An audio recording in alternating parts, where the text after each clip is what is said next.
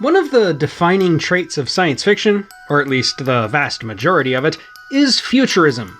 Whether it's trying to extrapolate how technology will advance or how society can take us down the forked road to either utopia or dystopia, science fiction subtly reflects upon the present by offering us glimpses of potential futures. Modern fortune-tellers of fiction don't use crystal balls, but rather the tools of science and speculation. Is humanity headed to a bright future with space travel and high ideals? Or is it headed for a nuclear wasteland populated by out-of-control robots and man-made plagues?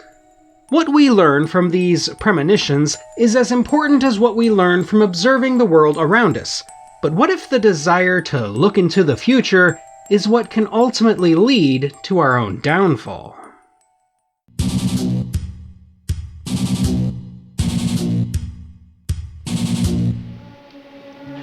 Wanna know why? I'll show you why. Oh my God. Two men happen upon each other somewhere in the backcountry of America. One, named Willie, looking for a bright future out west, and the other, named Carl, on a quest to revenge himself upon the mysterious woman who covered his entire body with magical skin illustrations.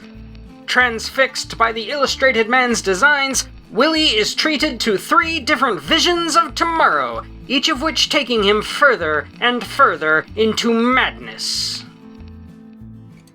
In the late 1960s, the writer-producer Howard B. Kreitzik, a relative newbie in the industry whose only claim to fame at the time was 1958's Country Music Holiday, wanted to make a movie out of the short story anthology The Illustrated Man by Ray Bradbury. Kreitzik was a longtime fan of the science fiction legend, and he wrote a spec script that he took to Jack Smite, an Emmy Award-winning television director who transitioned to film with movies like Harper, Kaleidoscope, and No Way to Treat a Lady.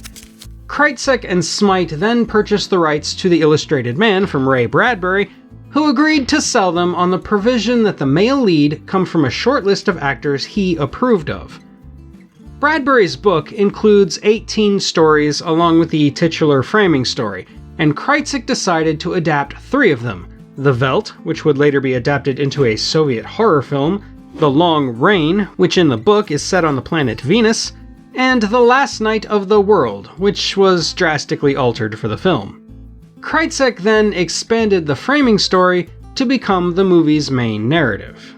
Unlike a more typical anthology movie, where each story is given plenty of time, in this one the main narrative takes up the bulk of the movie, with the short stories only serving as vignettes. The topic of today's video was voted on by my patrons. If you'd like to have a say in some of the movies I cover, want to see bonus content, or just wish to support the growth of this channel, check out my Patreon or consider becoming a channel member. I'd like to give a special shout out to my $8 androids: Batty Bat Firebrand, Chuck Poor, Diane McGill Davis, Giffen Chumley, Jack Blair, John Burrell, Mike O'Connor, Numinous 2019, Patrick Baker, Robert McGill, Sean Vale, Spoats, TB Shrumick, and Warren Davis. I sincerely couldn't do this without you guys, so thank you all. Bradbury's short list of approved actors included Paul Newman, Burt Lancaster, and Rod Steiger. Smite chose the latter, having just worked with him on No Way to Treat a Lady, and Steiger enthusiastically agreed to take the lead role of Carl. In addition to playing the titular Illustrated Man, his character also appears in different forms in each of the 3 story vignettes, in which he plays a seemingly apathetic father, a gruff survivalist space captain, and one of humanity's last survivors at the end of days. To play the mysterious skin illustrator, Felicia, they cast Steiger's wife at the time, Claire Bloom, who had just finished work on the sci-fi classic Charlie, which I will no doubt cover one of these days. Just like her husband, she also appears in various forms in each of the vignettes. Rounding out the main cast is Robert Drivas. Drivas? Let's go with Drivas. A theater and television actor who was seen as a potential rising star in Hollywood following a strong performance in Cool Hand Luke.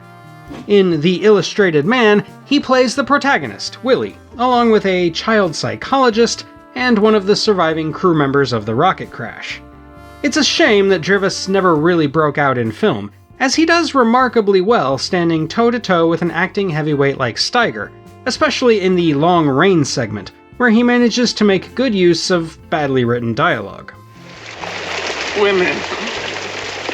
They're old, sexy women, just around the corner. Is that what you're trying to tell me, Colonel? Tell me, are they whores? Space whores? The movie was filmed in various backlots and set ranches in Hollywood, including the Fox Ranch and Malibu Creek State Park, and used a couple of constructed sets made to look like a futuristic home, a bizarre tent house at the end of time, and the hostile surface of an alien planet.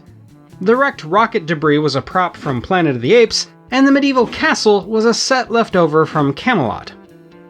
The most impressive special effect, though, was Steiger himself, whose full-skin illustrations took 2 days to apply, with makeup artist Gordon Bow and his 8 assistants creating a template on a body cast of the actor that was then painstakingly transferred over using stencils, Sharpies, and a lot of multicolored dye. Bow experimented beforehand with a wide variety of human-safe materials to find the ones that worked best and lasted the longest, but the full body application only had to be done for the few times Steiger is seen mostly naked on screen. For the majority of the scenes, only what you see is what was painted on the actor that day. For what it's worth, Rod Steiger still holds the Guinness World Record for longest makeup job for a motion picture. The Illustrated Man released on March 26, 1969, to poor reviews and a dismal box office. I can't find exact numbers, but it is universally considered a financial flop, with blame usually falling on its painfully low budget, disjointed script, and poor treatment of the source material. Bradbury himself said he thought Steiger was great, but that the script was quote-unquote terrible, and the movie has been all but memory holed in the decades since. Zack Snyder was attached to a remake in the mid-2000s, but nothing ever came of it. Personally, I think the original book would make for a good anthology series.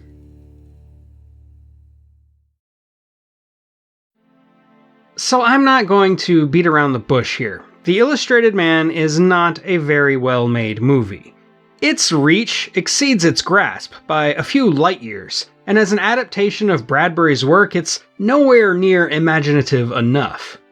That said, the movie has always stuck with me like a vivid dream I can never quite shake. Though his character is pretty dull in the 2 vignettes where he plays the father, Steiger is mesmerizing in the central storyline and terrifying in The Long Rain, by far the best of the 3 vignettes. I won't say this is Steiger's best work, but he does give it his all, chewing through the scenery and mixing mercurial menace in with his crass humor and off-putting quirks. Now shut up now, come on now. Shut up! All you do is make noise in the world! He carries the movie on his back and makes it watchable, if not enjoyable. The closest the film gets to a bona fide theme as intended by the writer comes from the opening and closing narration that talks about the dangers of looking into the future. From that perspective, the frustrating lack of closure throughout the movie can be seen as a deliberate choice to demonstrate the maddening sense of dread that comes from glimpsing a tomorrow we are doomed to never truly understand. Whereas Bradbury's book seems to dwell more on technology's connection to human psychology, the movie is more of a critique on the entire practice of futurism itself, of how looking too far ahead will unmoor us from the present. But unfortunately, I think the film lacks credibility to see this theme through, because it never really makes the case in a way that isn't obtuse. I don't want to be accused of being a postmodern academic who discards objective reality in favor of subjective interpretation, but for me, the best way to view this movie is as an accidental art piece, where its shortcomings actually serve a greater meaning that can be pulled out of its trippy narrative logic and surreal imagery. I want to stress that everything I'm about to say was probably not intended by the filmmakers. It's just how I make sense of a flawed movie. The theme I've settled on is this: our hopes and dreams can destroy us. Prior to meeting Felicia, Carl is mostly a blank slate, pun intended, a drifter without purpose who works at an unseen traveling carnival and motivated to explore his surroundings by nothing more complicated than lust. He meets Felicia only hoping to get laid, but instead she tattoos his body with visions of other lives he could live, other stories he could be a part of. These are a wealth of new dreams, and after giving them to him, vexingly incomplete, she leaves, existing only in the future as an unachievable goal that drives him to homicidal despair. This idea is reflected in the first vignette, where Carl and Felicia's own children, the literal personification of hope, wind up murdering them, and in the second vignette, where Carl is so driven to reach his goal that he forsakes empathy and compassion in order to survive. The last vignette is where things get a little trickier, but as I see it, he finally reaches his ultimate goal, finally consummates his lust for Felicia, and in so doing, he winds up murdering whatever hope remained by killing his children in a mocking reversal of the first story. All of this is seen through the eyes of Willie, who finds himself inserted into 2 of the 3 stories, and in the end, he can foresee, in the blank spot on Carl's back, that these visions will result in his own undoing. In an effort to save his own skin, pun again intended, he tries to kill Carl but fails, maybe because what Carl has become and what he represents is actually immortal. So that's how I read the movie. It's definitely not a heartwarming or comforting tale, to be sure, but it explains a lot of the holes in the narrative, of how nothing ever seems to reach a satisfactory conclusion. In effect, the story is telling us that there is no such thing, that there will always be that blank spot in our future, that the resolution is always out of reach, and that we will kill ourselves trying to find it. And that's all for today, my fellow Earthlings. What's your favorite anthology movie? Let me know in the comments, and while you're there, don't forget to hit those like and subscribe buttons.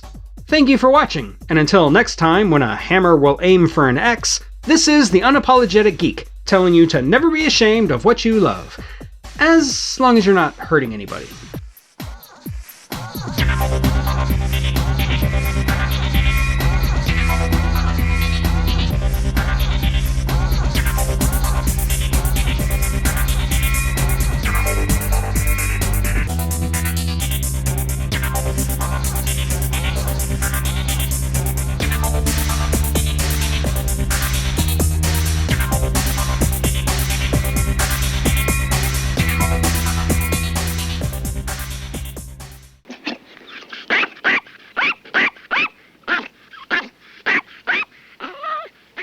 Gee, he's cute.